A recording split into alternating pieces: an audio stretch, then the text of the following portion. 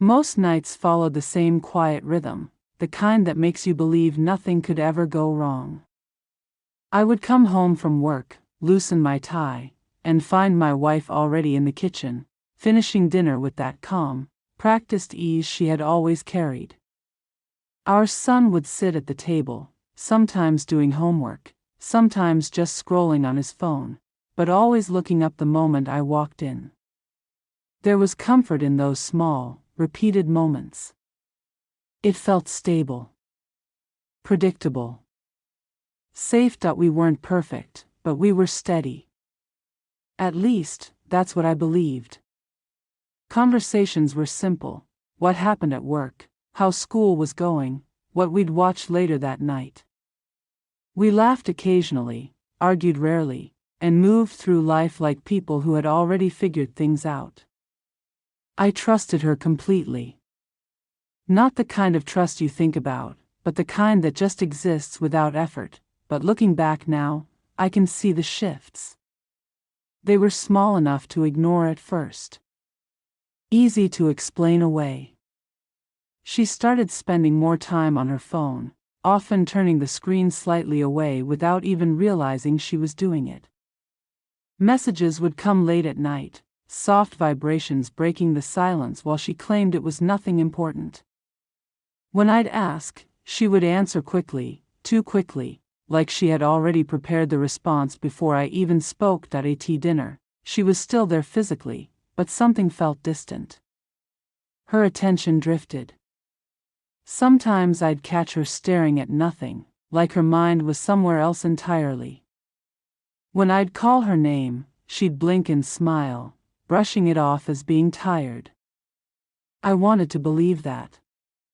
It was easier. There were other things too. Small changes in routine. She began stepping outside to take calls, saying the signal was better there.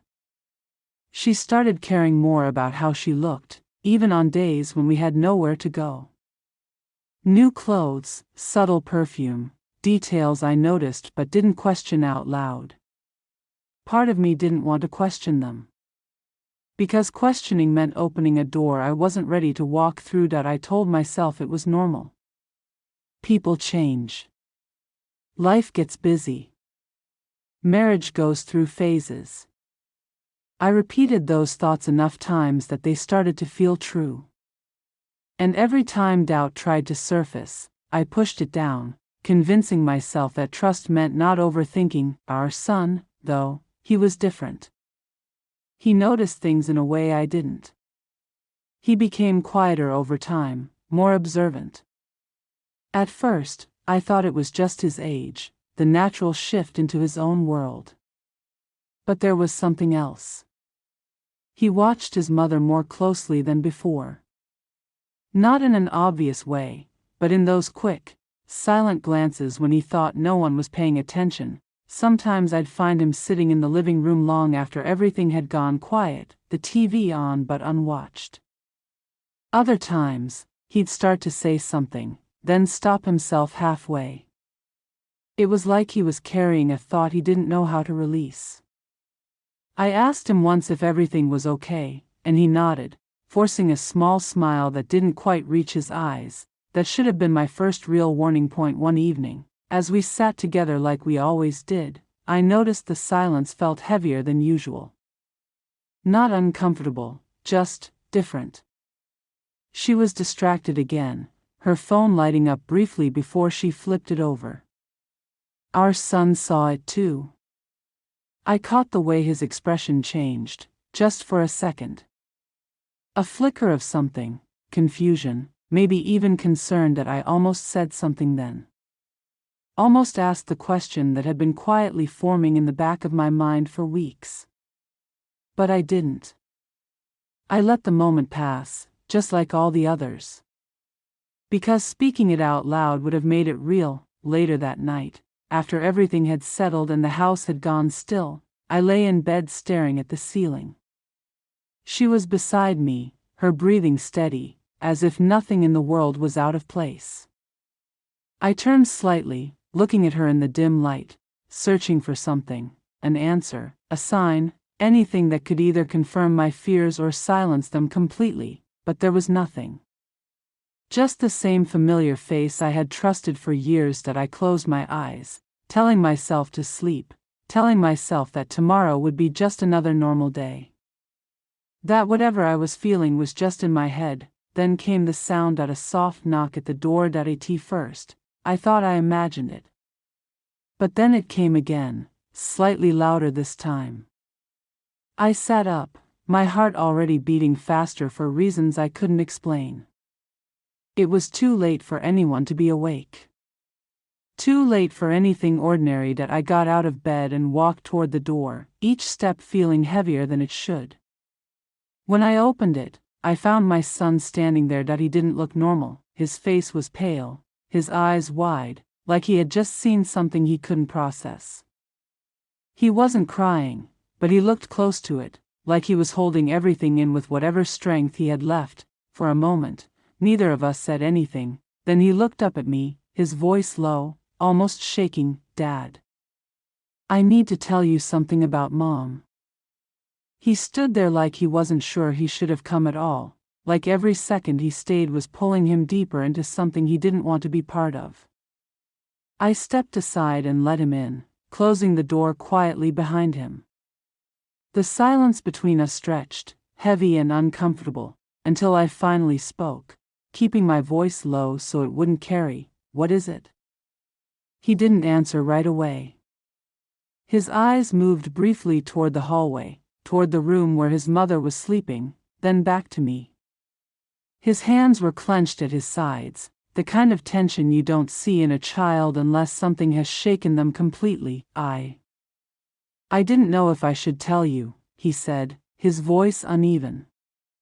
"I didn't want to make things worse." A cold feeling settled in my chest. "Just tell me." He swallowed, like the words were difficult to push out. "I saw Mom tonight." The way he said it made no sense at first. "You see her every day." "No, not like that." He shook his head quickly, frustrated with himself. "I mean, I saw her outside. She thought everyone was asleep." I felt something tighten inside me, but I forced myself to stay calm. "Outside? Doing what?" He hesitated again, longer this time. His breathing became shallow, like even remembering it was too much. "She was with someone." The words landed, but my mind rejected them instantly. "What do you mean, someone?" "A man." His voice dropped almost to a whisper. "I've never seen him before." For a moment, I just stared at him, waiting for him to correct himself, to say he misunderstood, that it was nothing. But he didn't. He just stood there, looking at me with that same unsettled expression. "Are you sure?" I asked, my tone sharper than I intended. "Maybe it was someone she knows.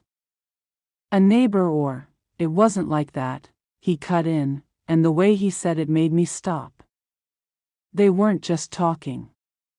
The room felt smaller. My thoughts started racing, trying to piece together something that made sense, something that didn't lead where this was going. "What exactly did you see?" I asked, slower now. That he looked down for a second, like he didn't want to say it out loud.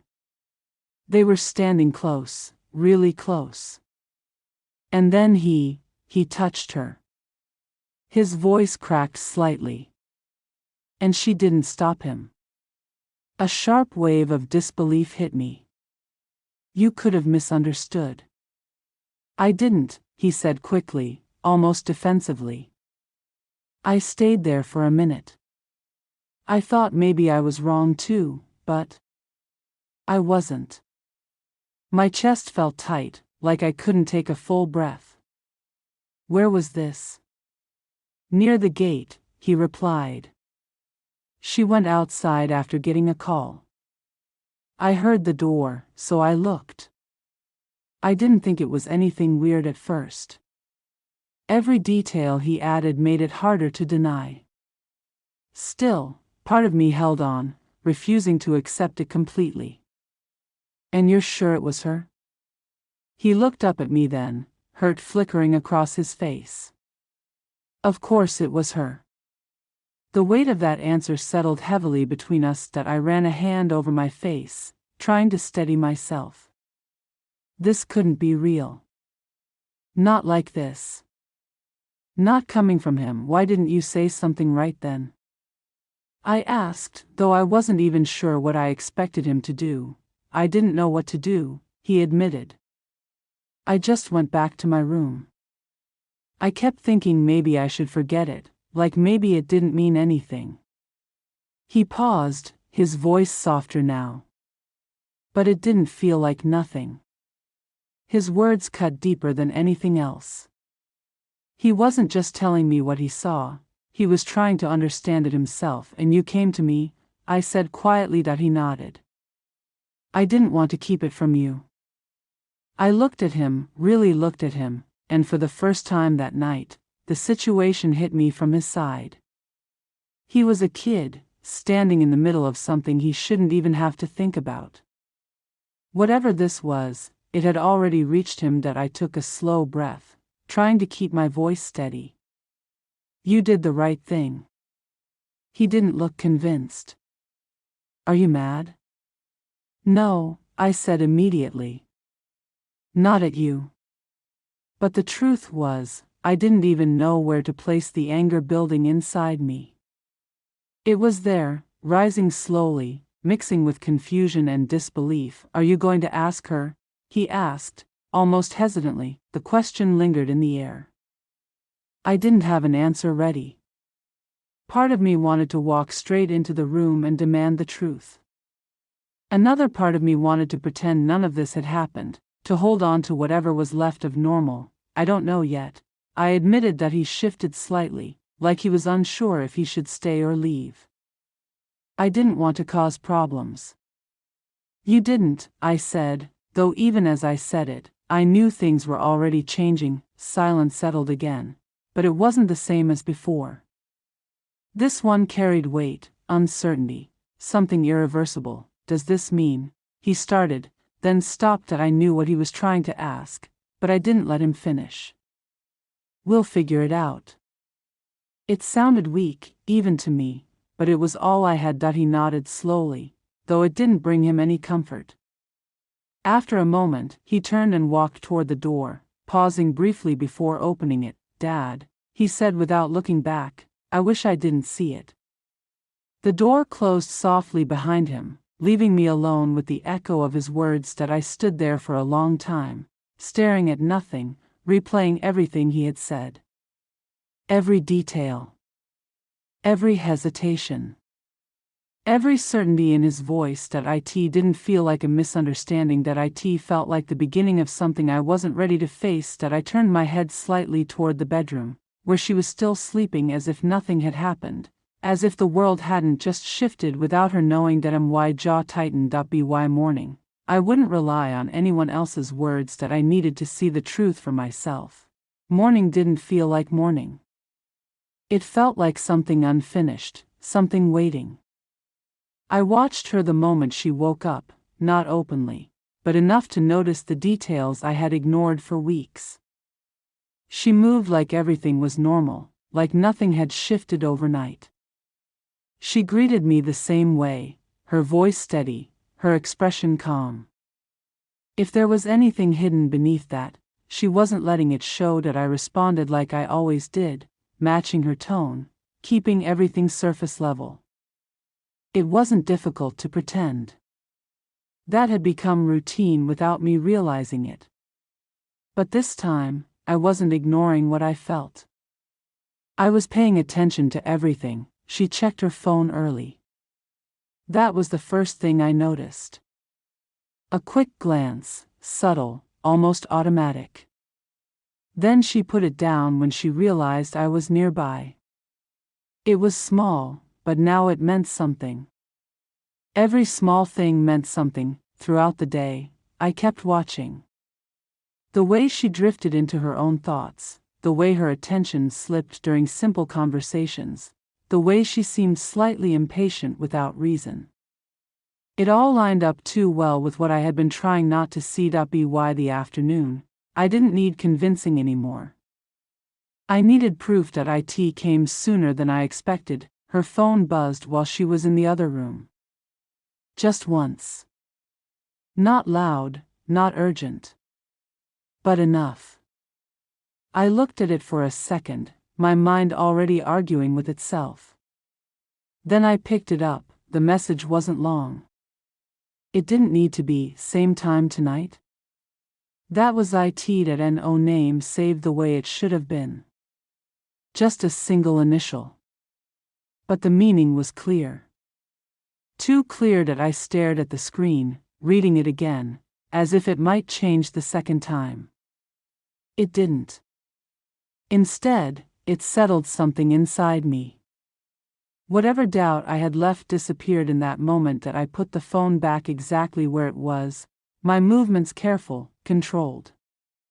When she returned, I said nothing. I didn't look at her differently. I didn't ask questions. Not yet, because now I knew. The rest of the day moved slowly. Every second stretched, filled with a quiet tension that only I was aware of. She went about everything as usual, unaware that something had already broken. Or maybe she knew, and she just didn't think I would notice. By the time night came, I was ready. That I stayed awake, waiting. The house grew quiet again, the same way it had the night before. Nothing felt different on the outside, but inside, everything had changed. It happened just like he said it would, the soft sound of movement. The careful steps. The door opening just enough to slip through without making noise. That I waited a few seconds, then followed. From a distance, I saw her. Standing near the gate. And then I saw him. There was no confusion this time. No misunderstanding. No room for doubt. They stood close, too close for anything innocent. The way they looked at each other said everything words didn't need to. Familiar. Comfortable. Like this wasn't the first time that he reached for her, and she didn't hesitate. That was the moment everything inside me went still. That I didn't feel anger right away. I didn't feel anything at first.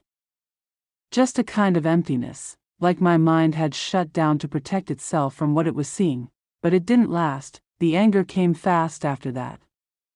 Sharp and overwhelming. Not just at what she was doing, but at how easily she was doing it. Like none of it mattered. Like we didn't matter. I stepped forward before I could think twice about it. They didn't notice me at first. They were too focused on each other. That only made it worse. When they finally saw me, everything changed instantly. She froze. That he stepped back, and just like that, the reality they had been living in collapsed. For a second, no one spoke. The silence was thick, heavy with everything that didn't need to be said. What is this? I asked, my voice lower than I expected, but steady. She shook her head quickly. It's not what you think. The words came too fast, too rehearsed. I almost laughed, but there was nothing funny about it. Then what is it? I asked. She opened her mouth, then stopped. There was no answer that could fix what I had already seen. He looked between us, clearly out of place now, like he had just realized the situation he was in. Without saying a word, he turned and walked away. I didn't stop him. My focus stayed on her. Say something, I said. Her eyes filled, but I couldn't tell if it was guilt or fear. I was going to tell you. When? I asked. After how long? She didn't respond. The silence stretched again, but this time it was different. This time, it was final. How long? I repeated. A few months, she said quietly. The answer hit harder than anything else. Months, not a mistake. Not something sudden. Something chosen. Repeated. Why? The word came out sharper than I intended. She looked down, her voice barely holding together. Things haven't been the same between us. I let out a short breath, shaking my head. So this was your solution? I felt alone, she said. You were always busy. Distant. The justification settled in, but it didn't change anything. If anything, it made it worse. You could have talked to me, I said. Instead, you did this. She didn't argue. She couldn't. Behind us, I heard movement. That I turned slightly and saw him standing there. That he wasn't supposed to hear any of this, but he did, and the look on his face said everything. That was the moment I realized this wasn't just between us anymore. The look on his face didn't carry confusion anymore. It carried confirmation. Whatever doubt he had held onto was gone, replaced by something heavier, something no child should have to process. He wasn't asking questions now because he already knew the answers. And that made everything worse. She saw him too. The moment her eyes landed on him, whatever composure she had left broke completely. I didn't want you to see this, she said, her voice trembling. Reaching toward him like that could undo what had already happened. That he didn't move closer. If anything, he stepped back slightly, like he didn't recognize her in that moment. You said nothing was wrong, he said quietly. There was no anger in his tone, just hurt. Pure, unfiltered hurt. I know, she whispered. I made a mistake. But even as she said it, the words sounded hollow. A mistake didn't last months. A mistake didn't involve lies layered over other lies, carefully maintained until they collapsed all at once. That I stepped in before she could say anything else. Not to defend him, he didn't need that, but to stop whatever this was turning into. Go inside, I told him, keeping my voice steady. That he looked at me for a second, like he wanted to say something, but then he didn't. He turned and walked back without another word, leaving us standing in the aftermath of everything that had just been exposed. Silence followed, but it wasn't empty. It was filled with consequences neither of us could avoid anymore. You should go too, I said to her. She shook her head immediately. We need to talk about this. There's nothing to talk about right now, I replied. Not like this. There is, she insisted, her voice breaking again. Please. I looked at her, really looked at her, and for the first time, I didn't see the person I thought I knew. I saw someone who had made choices, repeated choices, knowing exactly what they could destroy. Not here, I said, then turned and walked back inside without waiting for her. The house felt different the moment I stepped in. He was sitting there, exactly where I expected him to be, but he looked smaller somehow. Like everything had pressed down on him at once. That I sat across from him, not too close, not too far. For a moment, neither of us spoke. Are you okay? I asked. That he let out a quiet breath, shaking his head slightly. I don't know. That was the most honest answer he could have given. I'm sorry you had to see that, I said. The words felt insufficient, but they were all I had. I already knew, he replied softly. I just didn't want to be right. His honesty cut deeper than anything else that night. That I nodded slowly, taking that in. None of this is your fault. He didn't respond right away, but I could tell he was listening. I told you because I thought maybe I was wrong, he added. I was hoping you'd say it was nothing. I wish I could have, I said. Another silence settled, but this one felt different. It wasn't filled with tension, it was filled with understanding. Even if it was painful. What happens now? He asked after a moment. That question stayed in the air longer than anything else had. Because this time, I couldn't delay the answer. This time, pretending wasn't an option. We figure things out, I said carefully. But we do it the right way. He looked at me, searching for something solid to hold on to. Are you going to leave? I didn't answer immediately. Not because I didn't know, but because I wanted to say it in a way that didn't make things worse for him. I'm not going anywhere tonight, I said first. And I'm not leaving you. That seemed to matter more than anything else. His shoulders eased just slightly, like that one certainty was enough for now. Behind us, I heard the door open. She stepped inside slowly, like she wasn't sure if she was still welcome. I'm sorry, she said again, her voice barely above a whisper. Neither of us responded right away. I know I don't deserve to explain, she continued, but I need you to understand. I didn't mean for it to go this far. I stood up then, not out of anger, but out of clarity. But it did, I said. She looked at me, tears falling freely now. I was going to end it. When? I asked. Before or after he saw you? She had no answer for that. I felt alone. She repeated, like it could still justify something. And now? I asked. Do you think this fixed that? She shook her head, unable to speak. That I took a slow breath, keeping my voice controlled.